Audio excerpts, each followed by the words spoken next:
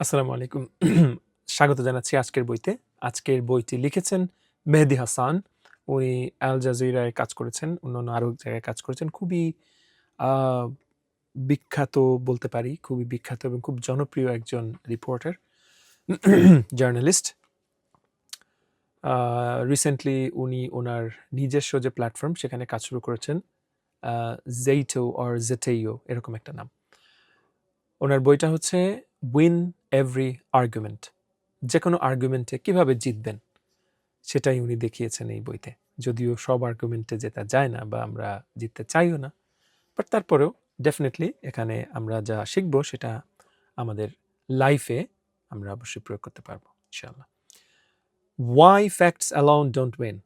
আপনি যখন কারোর সাথে তর্ক করছেন তখন শুধুমাত্র ফ্যাক্ট, একেবারে নির্জলা সত্য যে বিষয়গুলো, যে এটা এই সময় ঘটেছে, এক্স্যাক্টলি এটা, ওখানে এত মানুষ গিয়েছিল, এই যে ফ্যাক্টগুলো, এই ফ্যাক্টগুলো কিন্তু সবসময় জিতে না। সবসময় মানে শুধুমাত্র ফ্যাক্ট দিয়ে জেতা যায় না। We often here people say facts don't care about your feelings. The idea sound strong, logical, powerful. অর্থাৎ প্রায় মানুষ বলে facts don't care about your feelings. Fact হচ্ছে আপনার অনুভূতির ব্যাপারটা কেয়ার করে না। অর্থাৎ কোনো একটা ফ্যাক্ট শুনে আপনার খারাপ লাগলেও কিছু যায় আসে না, ফ্যাক্ট তো fact. The idea sound strong, logical এবং পাওয়ারফুল। এই কথাটা, এই যে ফ্যাক্ট যে আপনার এই ফিলিংসকে কেয়ার করে না, এই কথাটা শুনতে স্ট্রং শোনা যায় এবং যৌক্তিক মনে হয় এবং খুব শক্তিশালীও মনে হয়। But here is the problem. কিন্তু এখানে একটা প্রবলেম আছে। উনি বলছেন, if logic alone wins argument, then why do loud emotional people often defeat calm intelligent ones. সুন্দর কথা বলছে, লজিক যদি সবসময়, লজিক দিয়ে যদি সবসময় জেতা যেত, তাহলে কেন loud and emotional people often defeat calm intelligent ones. তাহলে কেন হচ্ছে যে যারা খুব জোরে কথা বলে, যারা খুব ইমোশনাল মানুষ, তারা অনেক সময় তারা ধীর স্থির শান্ত ইন্টেলিজেন্ট মানুষ যারা, তাদেরকে কীভাবে হারায় দেয়। তার মানে যদি লজিক দিয়ে সবসময় যেতে যেত, তাহলে তো ইমোশনাল পিপল তারা তো কখনো ইন্টেলিজেন্ট পিপলদেরকে হারায় দিতে পারতো না। Why do politicians with weak facts still win elections. কেন কিছু পলিটিশিয়ানস, কিছু রাজনীতিবিদ আছেন যারা খুব দুর্বল দুর্বল যুক্তি, দুর্বল দুর্বল ফ্যাক্ট উপস্থাপন করে, বাট তারপরেও তারা জিতে, ইলেকশনে জিতে কেন? Why do debates feel more like performances than math problems. তো কেন ডিবেটগুলোকে অনেক বেশি ফিল লাইক পারফরমেন্সের মতো মনে হয় ম্যাথ প্রবলেম থেকে, মানে ম্যাথ সলিউশনের থেকে ডিবেটগুলোকে পারফর্ম বেশি মনে হয়। তার মানে ম্যাথও একটা পারফরমেন্স, আবার ডিবেট করাও একটা পারফরমেন্স, কিন্তু ডিবেটটাকে বেশি পারফর্ম মনে হয় কেন? Mehdi Hasan has debated presidents, prime ministers and powerful media figures on live television. মেহেদী হাসান হচ্ছে অনেক প্রেসিডেন্ট, অনেক প্রাইম মিনিস্টার এবং অনেক পাওয়ারফুল মিডিয়া ফিগার, খুব মিডিয়া ব্যক্তিত্ব, খুব শক্তিশালী মিডিয়া ব্যক্তিত্ব, তাদের সাথে ডিবেট করেছেন লাইভ টেলিভিশনে। And his conclusion is uncomfortable but honest. কারণ তার যে কনক্লুশনগুলো ছিল এগুলো আনকমফোর্টেবল ছিল, রাইট, একটু অস্বস্তিকর, কিন্তু এগুলো অনেস্ট ছিল। Human beings are not thinking machine. মানুষ কিন্তু, তারা কিন্তু মানবজাতি, এরা কিন্তু থিঙ্কিং মেশিন না, চিন্তার যে মেশিন তা না। We are feeling machines that think. We are feeling machines that think. অর্থাৎ আমরা অনুভূতি সম্পন্ন একটা যন্ত্র যেটা চিন্তা করতে পারে। তার মানে অনুভূতি আছে, রাইট, এরকম একটা মেশিন আমরা হচ্ছে সেই মেশিনটা, যারা একই সাথে চিন্তাও করতে পারে। দারুণ ব্যাপার তো। If you want to win arguments in the real world, যদি রিয়েল ওয়ার্ল্ডে আর্গুমেন্টে জিততে হয়, not classrooms, you must learn to speak to emotion, credibility and logic together. তাহলে আপনার তখন জানতে হবে আপনার ইমোশন দিয়ে, ক্রেডিবিলিটি অর্থাৎ নির্ভরযোগ্যতা দিয়ে, এবং হচ্ছে লজিক টুগেদার, এবং লজিক, এই তিনটা বিষয় মানে মিশিয়ে আপনার কথা বলতে হবে, যদি কিনা আসলে আপনি রিয়েল ওয়ার্ল্ডে আর্গুমেন্টে জিততে চান। Facts matter. ফ্যাক্ট আসলেই দরকার, এক্স্যাক্ট সত্য যে বিষয়গুলো নাম্বার বলেন বা কোনো ঘটনা। But facts alone are never enough, কিন্তু শুধুমাত্র ফ্যাক্ট দিয়ে জেতা যাবে না। Alright, chapter 1, the 3 modes of persuasion. পারসুয়েশনের 3টা মোড আছে। Why do you trust a doctor more than a random blogger on the internet? বলছে যে একজন র্যান্ডম ব্লগার যে ব্লগ করে অনলাইনে, ইন্টারনেটে, তার থেকে একজন ডক্টরকে কেন বেশি আপনি ট্রাস্ট করেন? It's not just because the doctor has better facts. এর মানে এই না যে ডক্টর তার থেকে বেশি ফ্যাক্ট জানে। It's because of who the doctor is. আপনি বিশ্বাস করেন কারণ ডক্টর একজন ডক্টর। হাউ দে স্পিক, তারা কিভাবে কথা বলে, এবং how they make you feel, খুব দামি জিনিস, যে ডক্টর আপনাকে কেমন ফিলিংস দেয়, কেমন অনুভূতি দেয়। এই কারণেই কিন্তু আপনি একজন ডক্টরকে বেশি বিশ্বাস করেন, because of who the doctor is. More than 2000 years ago, 2000 বছরেরও বেশি আগে, Aristotle explain persuasion using 3 ideas. Aristotle পারসুয়েশনকে, অর্থাৎ মানুষকে প্ররোচিত করা, বোঝানো, কনভিন্স করা, এই ব্যাপারটাকে উনি ব্যাখ্যা করেছিলেন 3টা আইডিয়া ব্যবহার করে। Number 1, ethos, 2, pathos, and then logos. Ethos, pathos and logos. Ethos কি? ইথোস ইজ ক্রেডিবিলিটি, অর্থাৎ আপনার বিশ্বাসযোগ্যতা বা নির্ভরযোগ্যতা আছে কিনা। ডু ইউ সাউন্ড অনেস্ট, আপনার কথার মধ্যে সততা আছে, এবং আপনার কথার মধ্যে কি ইনফরমেশন আছে, অর্থাৎ ইনফর্মড, আপনার কথা শুনে মনে হয় যে আপনি এটা জানেন। অ্যান্ড ফেয়ার, এবং আপনি কি ফেয়ার চিন্তা করতে পারেন কিনা। এই ব্যাপারগুলো নিয়ে হচ্ছে ইথোস, এবং that means credibility. Pathos is emotion. Can you make people feel fear, hope, anger or compassion? আপনার কথা শুনে, কথা দিয়ে আপনি মানুষকে কি ভয় পাইয়ে দেওয়া, মানুষের মনের মধ্যে আশা সৃষ্টি করা, মানুষকে রাগিয়ে দেওয়া, বা মানুষের মনের মধ্যে ভালোবাসা, সহমর্মিতা, এগুলো তৈরি করতে পারেন কিনা।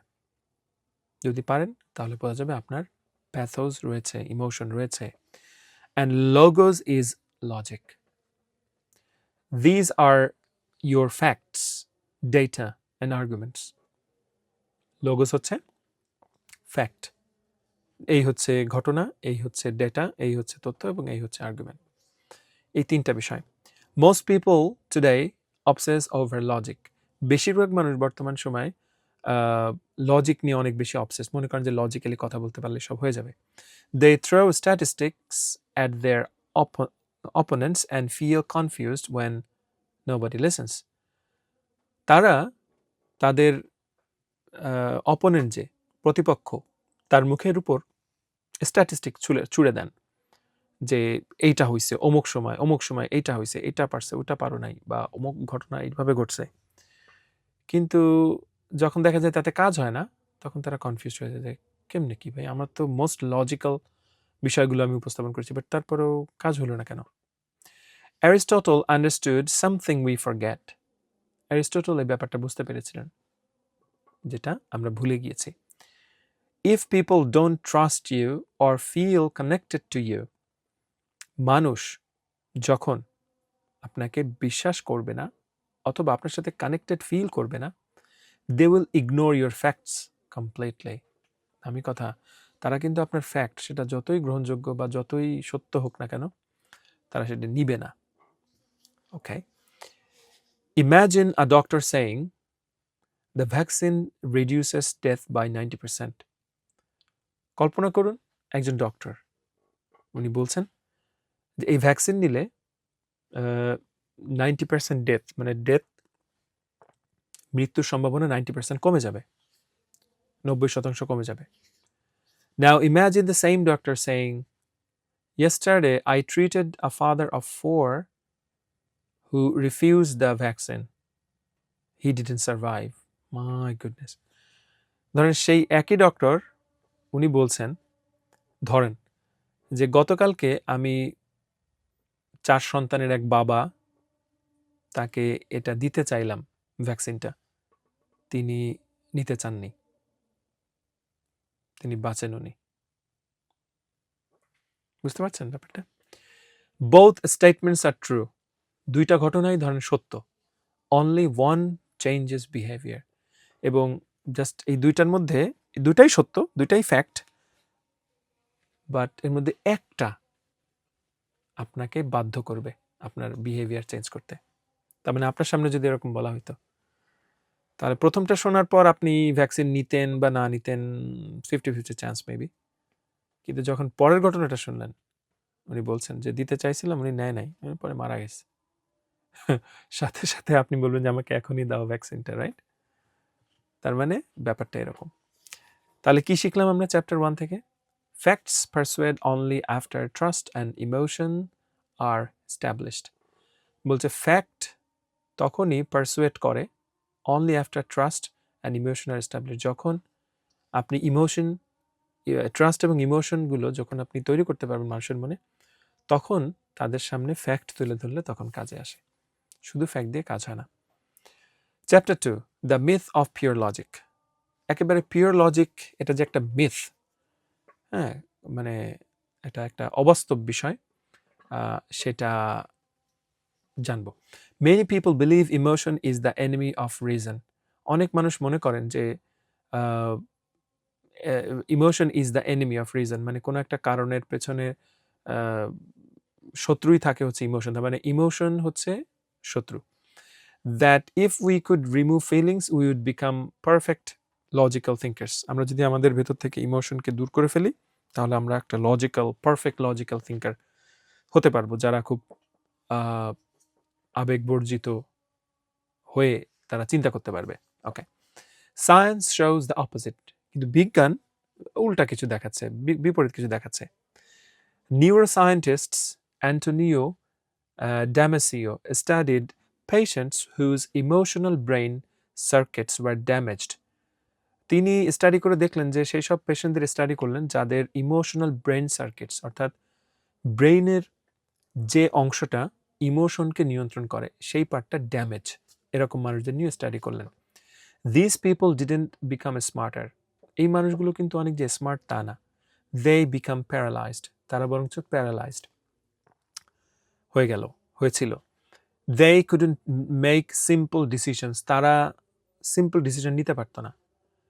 What to eat, কি খেতে হবে, where to go, কোথায় যেতে হবে, what to choose, কোনটা বেছে নিতে হবে। তার মানে সহজ কথায় বললে, ইমোশন না থাকলেই যে আপনি বেটার ডিসিশন নিতে পারবেন, ব্যাপারটা এরকম না। তার প্রমাণ এই গবেষণা। উনি সেই সব মানুষদেরকে নিয়ে গবেষণা করলেন যাদের ইমোশনাল ব্যাপারটা কাজ করতো না। তার মানে কি, তাদের লজিকটা স্ট্রং, কিন্তু বাস্তবে দেখা গেল তারা কি খেতে হবে, কোথায় যেতে হবে, কি পড়তে হবে, কখন কি করতে হবে, এটা তারা বুঝতে পারতো না। Without emotion the brain cannot decide. Emotion ছাড়া ব্রেইন ডিসিশন নিতে পারে না। This is why purely logical arguments often fail. এই জন্যই একেবারে সলিড লজিক্যাল আর্গুমেন্টও, অর্থাৎ খুব যুক্তি দিয়ে বোঝানো হচ্ছে বা যুক্তি উপস্থাপনের মাধ্যমে যে আর্গুমেন্ট করা হচ্ছে, সেগুলোও কিন্তু ফেল করে অনেক সময়। Logic alone doesn't move people. শুধুমাত্র লজিক দিয়ে মানুষকে মুভ করানো যায় না, মানুষের হৃদয় স্পর্শ করা যায় না। Emotion is what pushes the brain to choose. Emotion দিয়েই মানুষকে কোনো একটা কিছু ডিসিশন নেওয়াতে বাধ্য করতে হয় বা বাধ্য করা যায় বা সিদ্ধান্ত নেওয়ানো যায়। Okay, think of a car salesman. একজন কার সেলসম্যানের কথা ধরুন, যে গাড়ি বিক্রি করে। He doesn't just list engine specifications.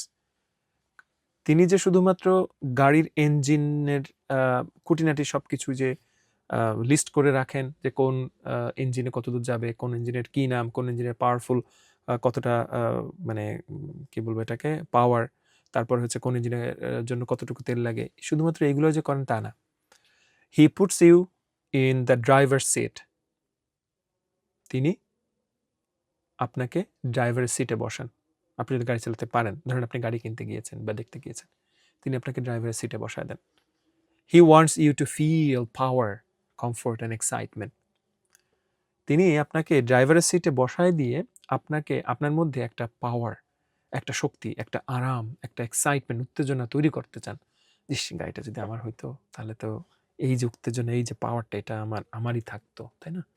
আমি যদি না কিনে এখান থেকে চলে যাই, তাহলে তো আমি মিস করলাম। The contract is sign because of emotion, not numbers. তার মানে কন্ট্রাক্ট অর্থাৎ গাড়িটা যে বিক্রি হয় এটা যে শুধুমাত্র নাম্বারের কারণে, নাম্বার বলতে আমার গাড়িটা এতটুকু চওড়া বা হচ্ছে এতটুকু লম্বা, গাড়িটার কালার এই, গাড়িটা এতটুকু তেল খায়, তারপর হচ্ছে এত তেলে মানে প্রতি লিটারে এত কিলোমিটার যায়, এই হাবিজাবি এইগুলা, তারপরে 10 সেকেন্ডে এত কিলোমিটার স্পিড উঠাইতে পারে, জাস্ট এইগুলা দিয়ে কিন্তু গাড়ি বিক্রি হয় না, রাইট? তাই ইমোশনালি যখন রেজোনেট হবে একজন মানুষ, কানেক্টেড হবে, তখন সেল ইজ মেড। কি জানলাম আমরা এখান থেকে? Emotion doesn't weaken logic, it activates it. Emotion কিন্তু আমাদের লজিককে দুর্বল করে না, আরও বরং এটা অ্যাক্টিভেট করে, মানে জাগিয়ে তোলে, সক্রিয় করে। Chapter 3, the power of story telling, খুবই চমৎকার। স্টোরি টেলিংয়ের যে পাওয়ার, হোয়াট ইজ মোর পাওয়ারফুল? কোনটা বেশি powerful? A statistic saying 1 million people are starving, or a story about one hungry child with a name, a face, and a life?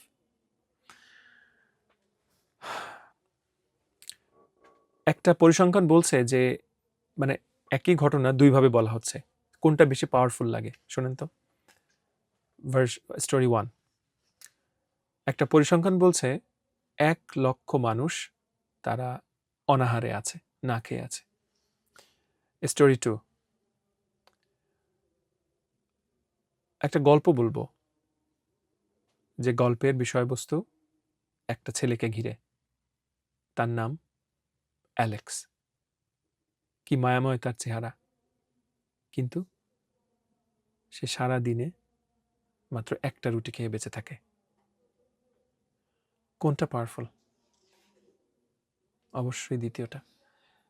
Alex কিন্তু ওই 1 million মানুষেরই একজন। আমি যখন পুরো 1 মিলিয়ন মানুষের কথা বললাম যে 10 লাখ মানুষ না খেয়ে থাকে, ওইটা আপনার মনকে যতটা নাড়া দিল, ওই 10 লাখের ভিতর থেকে একজনকে আমি তুলে এনে একটা নাম দিয়ে স্পেসিফিকভাবে তার কথাটা যখন বর্ণনা করলাম স্টোরি আকারে, ওটা আপনাকে অবশ্যই বেশি নাড়া দিয়েছে। এই জন্য এক জায়গায় পড়েছিলাম যে 1 million death is a statistic, but 1 death is a story. Human brains are built for stories. আমাদের তৈরি করা হয়েছে গল্প শোনার জন্য, গল্প শোনানোর জন্য, নট স্প্রেডশিটস, রাইট? এই যে এইটা ওইটা সেটা এত বাই এত, এতটা এত, এরকম জাস্ট স্প্রেডশিট, যেরকম স্প্রেডশিটে নাম্বার থাকে নানান রকম, জাস্ট ওইগুলোর জন্য আমাদের মাইন্ড তৈরি করা হয় নাই, আমাদের ব্রেইন তৈরি করা হয় নাই।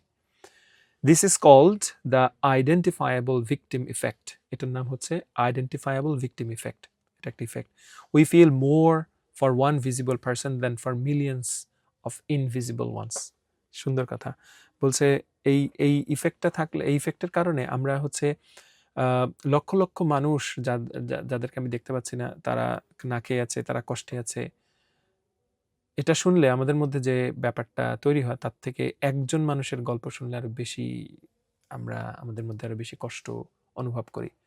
যেমন ওই যে বললাম একটু আগে যে গল্পটা, ওটা যদি এরকম হইতো যে আমারই পরিচিত একজন বা আমারই কাছের একজন সে এরকম না খেয়ে আছে, বা যুদ্ধের সময় আপনি যখন শুনলেন যে 10 লাখ মানুষ মারা গিয়েছে, এটা শুনে ফিলিংস একরকম, বাট কেউ যদি বলে যে আমার আপন চাচা মারা গিয়েছে, একজনের কথা বলছেন, বাট ওইটা আরো বেশি মানুষের অন্তরে বা আপনার মনে বেশি এটা প্রভাব রাখবে। Stories activate empathy. স্টোরি হচ্ছে মানুষের মনের মধ্যে এমপ্যাথি তৈরি করে, রাইট? একটা অনুভূতি, সহানুভূতি তৈরি করে। They turn abstract debates into human struggles.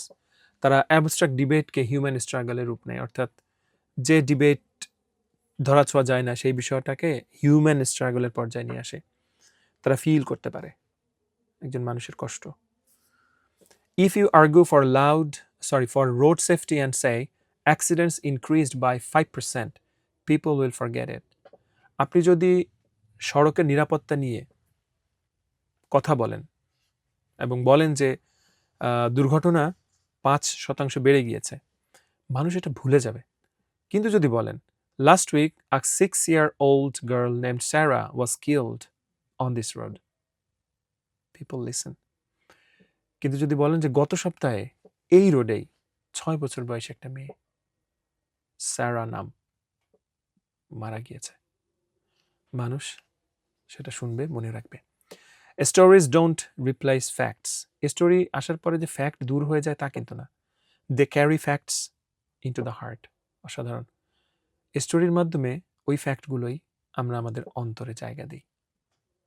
But ওই স্টোরি ছাড়া ওই ফ্যাক্টগুলো ফ্যাক্ট হিসেবে থাকতো, হয়তো কান পর্যন্ত উঠতো, আসতো, আমাদের অন্তরে পৌঁছাতো না। তাহলে এখান থেকে আমরা জানলাম one human story is stronger than 1,000 statistics. তাই 1000টা পরিসংখ্যানের থেকে একটা ভালো মানবিক গল্প অনেক বেশি পাওয়ারফুল।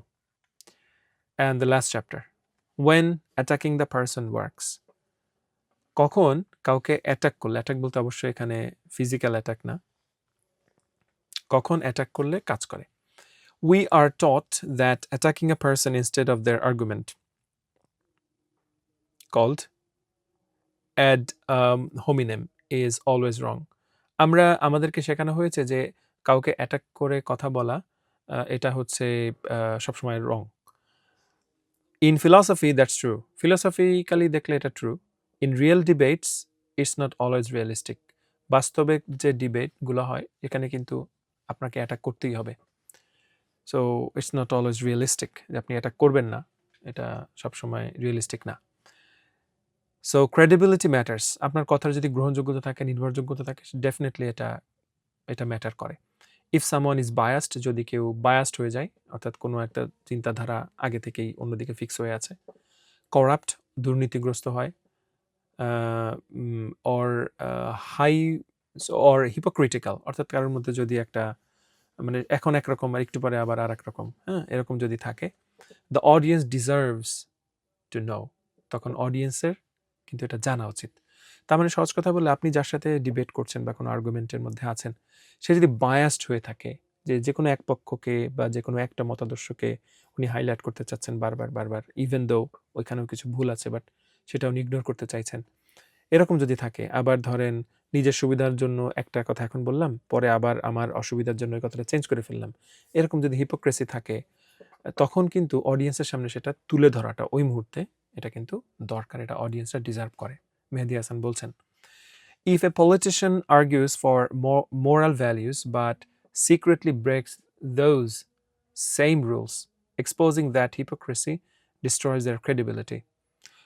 বলছে যে যখন একজন পলিটিশিয়ান কোনো নৈতিক ভ্যালু, মোরাল ভ্যালু নিয়ে ধরেন খুব কথা বলছে, কিন্তু নিজেই আবার এই রুলগুলো উনি ভেঙে বসে আছে বা ভেঙে ফেলে, তখন কিন্তু সেটা সামনে আনা এটা কিন্তু দরকার। এটা যখন সামনে আনা হবে তখন কিন্তু ওই পলিটিশিয়ানের ক্রেডিবিলিটি, নির্ভরযোগ্যতা বা বিশ্বাসযোগ্যতা তখন কমে যাবে। ওয়ান্স ইথোস ইজ গন, ইথোসের কথা আপনাদের মনে আছে, credibility. Once ethos is gone, their arguments collapse, তখন কিন্তু তাদের আর্গুমেন্ট মানুষ আর নিতে চায় না, কারণ সে যতই তার কথার মধ্যে লোগোস থাকুক, লজিক থাকুক, মানুষ নিতে চাইবে না, কারণ এখানে ইথোস নাই। Even if their logic sounds good, যদিও তাদের লজিকটা যদিও ভালো শোনায়, গুড শোনায়, তারপরেও। If a study claims sugar is healthy but it's funded by a candy company, attacking the source isn't a fallacy, it's honesty. সুন্দর কথা। ধরেন একটা স্টাডি, একটা গবেষণা বলছে সুগার এটা খুব ভালো, অর্থাৎ চিনি খাওয়া ভালো। এখন গবেষণাটা কে করেছে? খোঁজ নিয়ে দেখা গেল কোনো একটা ক্যান্ডি কোম্পানি, চকলেট কোম্পানি, যাদের কাজই হচ্ছে টনকে টন চিনি বিক্রি করা, তার মানে চিনির ক্যান্ডি বিক্রি করা। সো সে কোম্পানি তো চাইবেই যে আমার বিক্রি আরও বাড়ুক, কোনো একভাবে যে স্টাডি যদি দেখানো যায় যে হ্যাঁ এটা কাজের, তাহলে ডেফিনেটলি মানুষ আরও মনে করবে যে ঠিক আছে, তাহলে চিনি খাওয়া ভালো, নাহলে তো স্টাডিতে আসতো না। বাট এটা করালো কারা? কোনো একটা ক্যান্ডি কোম্পানি। তখন ওই ক্যান্ডি কোম্পানিকে অ্যাটাক করা এটা কিন্তু কোনো ফ্যালাসি না, এটা একটা অনেস্টি, সততা, এটা করতে হবে, এটাই attack. Mehedi Hasan's rule is simple. Mehedi হাসানের রুল খুব simple, attack arguments first, argument আগে অ্যাটাকিং মোডে নিয়ে যেতে হবে। But when credibility itself is the issue, exposing character flaws is fair and effective. কিন্তু যখন ক্রেডিবিলিটি, বিশ্বাসযোগ্যতা বা নির্ভরযোগ্যতা একটা ইস্যু হয়ে দাঁড়ায় কোনো একটা আর্গুমেন্টে, তখন ক্যারেক্টারের যে ফ্লগুলো আছে, রাইট? কোনো একটা নীতিগত যে সমস্যা বা ওই ব্যক্তির যে যে একটা ফ্ল বা সমস্যা, খারাপ দিক, সেই বিষয়টা উপস্থাপন করাটা যদি রিলেভেন্ট হয়, ডেফিনেটলি অপ্রাসঙ্গিকভাবে খারাপ কোনো কিছু বলা যাবে না। তো যদি রিলেভেন্ট হয় তাহলে ডেফিনেটলি সেটা ফেয়ার এবং ইফেক্টিভ, ওইটাই বরঞ্চ করা উচিত, এবং এটাই অ্যাটাক, এবং এই অ্যাটাকটাই করা দরকার, মেহেদী হাসান বলছেন। তো কি জানলাম আমরা? If credibility is broken, logic no longer matters. যদি নির্ভরযোগ্যতা বা বিশ্বাসযোগ্যতা ব্রোকেন হয়, তাহলে লজিক দিয়ে আর খুব বেশি দূর আগানো যায় না। তাহলে ফাইনাল পয়েন্টগুলো আরেকবার বলে আসছি। রিয়েল ওয়ার্ল্ডে আর্গুমেন্টে জেতার জন্য কী কী করতে হবে? 1, you must balance credibility, emotion and logic. আপনার কথার মধ্যে ক্রেডিবিলিটি, নির্ভরযোগ্যতা, বিশ্বাসযোগ্যতা থাকতে হবে, ইমোশন, অবশ্যই ইমোশনাল ব্যাপার থাকতে হবে, অ্যান্ড লজিক, গ্রহণযোগ্যভাবে সেটা উপস্থাপন করা থাকতে হবে। Emotion is not weakness, it is how decisions are made. Emotion কিন্তু কোনো উইকনেস না, দুর্বলতা না, বরঞ্চ এটার উপরে নির্ভর করে মানুষ সিদ্ধান্তগুলো নিয়ে থাকে। Stories persuade better than statistics. নিরেট নাম্বার, নিরেট পরিসংখ্যানের থেকে স্টোরি যদি আপনি বলতে পারেন, সেগুলোর মানুষ আরও বেশি পারসুয়েট করে, বেশি অনুপ্রাণিত হয়, প্ররোচিত হয়, কনভিন্সড হয়। Pure logic without feeling leads to inaction. অর্থাৎ কোনো রকম ফিলিংস ছাড়া পিওর লজিক, এটা কিন্তু ইনঅ্যাকশন, অর্থাৎ কোনো কাজে আসে না ব্যাপারটা।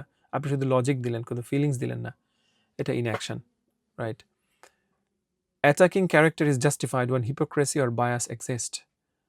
আপনি কোনো ক্যারেক্টারকে অ্যাটাক করছেন, সেটা তখনই সঠিক যখন আপনি দেখতে পাচ্ছেন যে তার মধ্যে কোনো রকম ওই সংক্রান্ত হিপোক্রেসি আছে, দ্বিমুখী ভাব আছে, বা হচ্ছে বায়াস রয়েছে, অর্থাৎ সে এক পক্ষইকেই বড় করে দেখতে চাইছে বা ছোট করে দেখতে চাইছে, তখন অ্যাটাকিংটা জাস্টিফাইড, ঠিক আছে।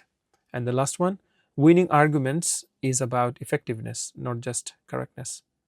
সুন্দর কথা।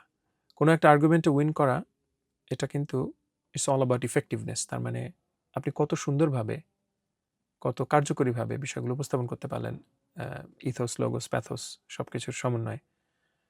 বাট শুধুমাত্র কারেক্টনেসের বিষয় না, যে আপনি শুধুমাত্র কারেক্ট বিষয়গুলো উপস্থাপন করলেন বা কারেক্টভাবে উপস্থাপন করলেন, ব্যাপারটা শুধু এরকম না, সব কিছু ইফেক্টিভলি কম্বাইন করতে হবে। সো দ্যাটস ইট, মেহেদী হাসানের বই। অবশ্যই আমি বলবো যে বইটাও, মেইন বইটাও পড়বেন, এবার শুধু এই বইয়ের ক্ষেত্রে না, সব বইয়ের ক্ষেত্রেই। তো ভালো থাকুন, ধৈর্য ধরে আমাদের দেখছেন, শুনছেন, আশা করছি শিখছেন, এবং লাইফে অবশ্যই এগুলোর একটা রিফ্লেকশন, প্রতিফলন আমরা দেখব ইনশাআল্লাহ। ভালো থাকুন, দেখা হচ্ছে পরের বইতে। বাই।